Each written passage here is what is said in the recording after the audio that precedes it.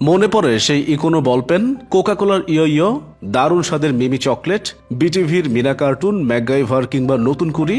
কি সোনালি একটা সময় আমরা পেছনে ফেলে এসেছি। 90-এর দশকে যাদের শৈশব ছিল তারা আজও পেছনে ফিরে তাকিয়ে স্মৃতিকাতর হতে বাধ্য হবেন। স্মৃতি জুড়ে থাকা নাবিস্কো লজেন্স, গোলাপি প্যাকেটের গ্লুকোজ বিস্কিট, মিল্লাত ঘামাচি পাউডার, টাইগার বাম, ইকোনো কলম। 90-এর দশক জুড়ে রাজত্ব করেছে এরকম বেশ কিছু পণ্য। হলুদ মোড়কের ব্যানানা চুইংগাম, পাতার বারুদ ফোটানো টিনের পিস্তল, ক্যাসিও ঘড়ি, প্রজাপতি দিয়াশলাই, Jet detergent, Tibet snow, Cosco glycerine soap, Alauddin sweetmeat আজও আমাদের স্মৃতিতে অমলিন। 80 ও 90 দুই দশক জুড়ে দাপটে রাজত্ব করেছে নাবিস্কো। লজেন্স বলতে নাবিস্কোই ছিল দোকানে দোকানে।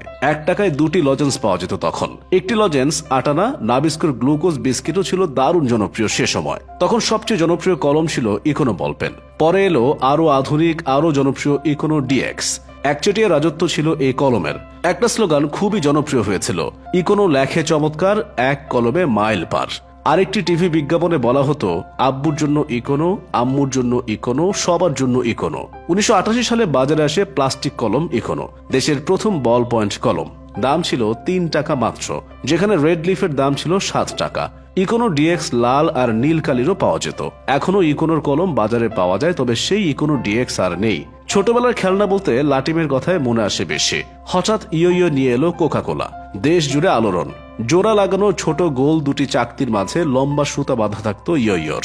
তা দিয়েই কত কসরত। কোকাকোলা বা স্প্রাইট বোতলের ছিপি খোলার পর ভেতরের পিছে পিছে খেলনাটির ছবি আঁকা থাকলে ফ্রি মিলত ইয়ো। দেশ জুড়ে ইয়ো খেলার প্রতিযোগিতাও হয়েছিল তখন। 90-এর দশকে ঘরে ঘরে ডিশ সংযোগ ছিল না। সবেধন নীলমণি বিটিভি। অ্যান্টেনা ঘোরালে কখনো কখনো ভারতের দূরদর্শন চ্যানেলেরও দেখা মিলত।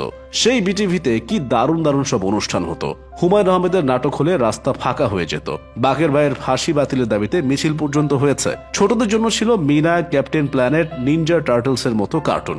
ড্রামা সিরিজ ম্যাকগাইভার কিংবা সিন্দাবাদ। ডাবিং করা আলিফ লায়লা। মুভি অব দ্য উইকে দেখানো হতো হলিউডের ক্লাসিক সব সিনেমা। ছোটদের প্রতিভা দেখানোর মঞ্চ ছিল নতুন করে। জাতীয় প্রতিযোগিতা ছিল নতুন করে। মুস্তফা মনোয়ার এর নির্মাতা। কবি গোলাম মোস্তফার কিশোর কবিতা থেকে নামটি নেওয়া হয়েছিল। উদ্বোধনী থিম সং হিসেবে কবিতাটির প্রথম 15 লাইন ব্যবহৃত হতো। আমরা নতুন, আমরা করি গানটি শুনলেই স্মৃতির পর্দা খুলে যায়। 80-90-এর দশকের নতুন করির অনেক শিল্পী পরে তারকা শিল্পী হয়েছেন, যেমন সঙ্গীতে কনক চাপা, সামিনা চৌধুরী, অভিনয় শিল্পী ঈশিতা, তারিন, তিশা, জাকিয়া বাড়ি মমো, মেহের আফরোজ শাওন। 8 আনা কিংবা 1 টাকায় পাওয়া যেত প্রজাপতি ম্যাচ। একটি ম্যাচ বাক্সে কাঠি থাকতো 48টি। 8 আনার ম্যাচ বক্সে কাঠি থাকতো কম।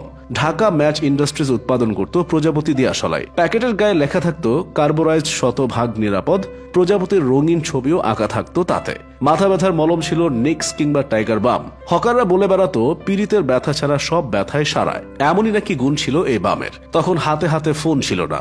হাতে গোনা কয়েকজনের বাসায় থাকতো ল্যান্ড ফোন। ক্রস কানেকশনে কত প্রেম হয়ে যেত ফোনে। প্রেমিকার বাসায় ফোন করে তার মা ধরলে বলতে হতো, এটা কি ফায়ার সার্ভিস? সেই শৈশবে অনেক কিছুই ছিল না এখনকার মতো, কিন্তু আনন্দের কমতি ছিল না। এখন অনেক কিছু আছে, তবু যেন কিছুই নেই।